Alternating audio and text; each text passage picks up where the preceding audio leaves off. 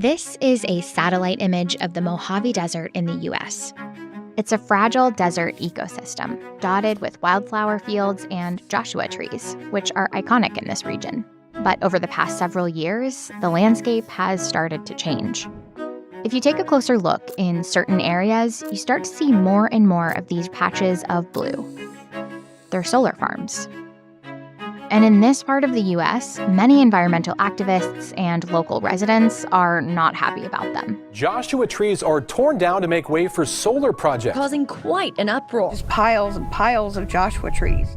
It isn't just the trees. Solar farms in rural areas can take up valuable agricultural land and disrupt diverse ecosystems. But transitioning to more solar power and a more sustainable future for the U.S. requires a lot of land. So what if we could find some of that land inside our cities?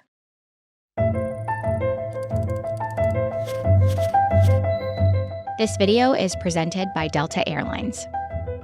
In 2021, President Biden announced ambitious plans for the U.S. to achieve net zero greenhouse gas emissions economy-wide by no later than 2050. Solar is a critical part of the plan.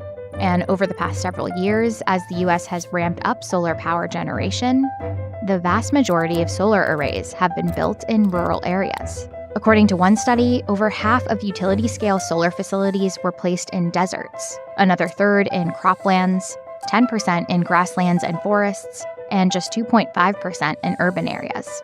That makes sense. Putting solar on undeveloped, open spaces is often the cheapest and fastest way to do it. But there are some major problems with this path. Large-scale installations often mean bulldozing massive amounts of land, altering plant and animal growth and migration patterns. Or locals don't want a solar farm to ruin natural views, or they want to preserve farmland. When you start to go bigger and bigger, then it starts to become less comfortable for people. That's Joshua Pierce. He's been a photovoltaics researcher for 2 decades and is a professor at the University of Western Ontario. And so we've seen progressively more and more resistance in the middle of the U.S. to large-scale solar development. That resistance has sometimes been funded by fossil fuel companies. But people also have legitimate concerns. And across the country, from Massachusetts to Ohio to California, solar expansion has been stalled by protests. One option that we're starting to see more of is agrovoltaics. It's a way to build solar arrays that allow for agricultural use between the panels, to preserve some farmland for crops, grazing, or native species. But because the need for energy is mostly outside of rural areas, any kind of rural solar still means building long-distance transmission lines that can be expensive and an eyesore. One thing that could help address some of these issues would be a kind of large, open, unused space closer to cities. Enter parking lots. The U.S. has a lot of them. Thanks to decades of designing cities around cars, parking lots cover over 5% of developed land. These spaces could play one part in helping to fix solar's land problem if we covered the lots in canopies of solar panels. There is an awful lot of parking lot space in the United States that we can take advantage of that's already essentially unused. It's wasted space except for parking underneath it, and it's not even used most of the time.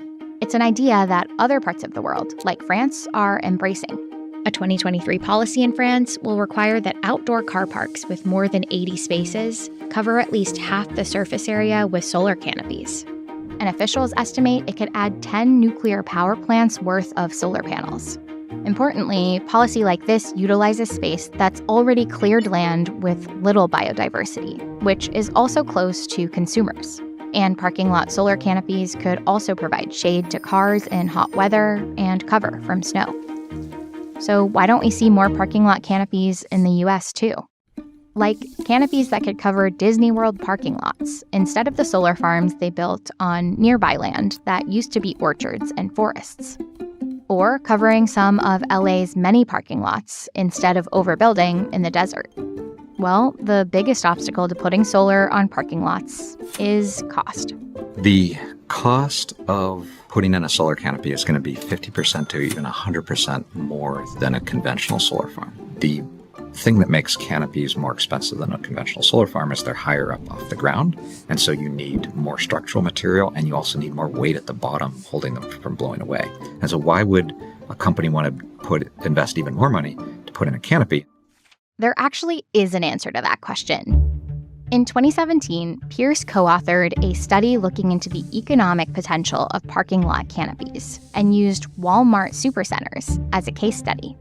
The study found that in places with high solar flux or more solar radiation in the area, solar canopies could be incredibly profitable, like here in Phoenix, Arizona. But they also found that even in areas in the US considered to have less solar flux, like here in Michigan, selling solar back to the grid at going rates could still be profitable enough to make solar canopies worth it in the long run. It really goes down to how much are you paying for electricity and how much solar flux do you have. And most of the US, barring northern Alaska, actually has fairly good solar fluxes. I grew up in western Pennsylvania, which has some of the worst, and systems are still economic there. In another 2021 study, Pierce and his team found the total capacity across all U.S. Walmart supercenters would be 11.1 gigawatts of solar power. That's around the high estimate of what the French parking lot program expects to make. With that power, Walmart could power about 100 electric vehicle charging stations at each Walmart location. Or if they combined the canopies with rooftop solar, there would likely be more than enough to power the stores. It would also create the opportunity to sell power back to utility companies on the main grid. Or stores could be the anchor for a local microgrid in the community, offering power to homes in the case of outages.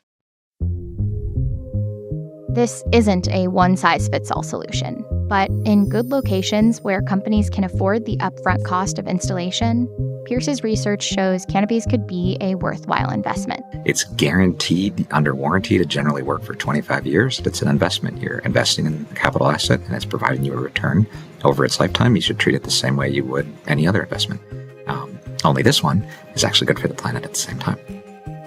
In some parts of the U.S., institutions like airports and universities are already trying solar parking lots. Walmart and Target are just beginning to try them out in certain stores. And policy is slowly catching up, too, to make these kinds of solar projects easier, like Maryland offering grants for solar canopies and a New York City zoning proposal that would allow for solar on more than 8,500 acres of parking lots.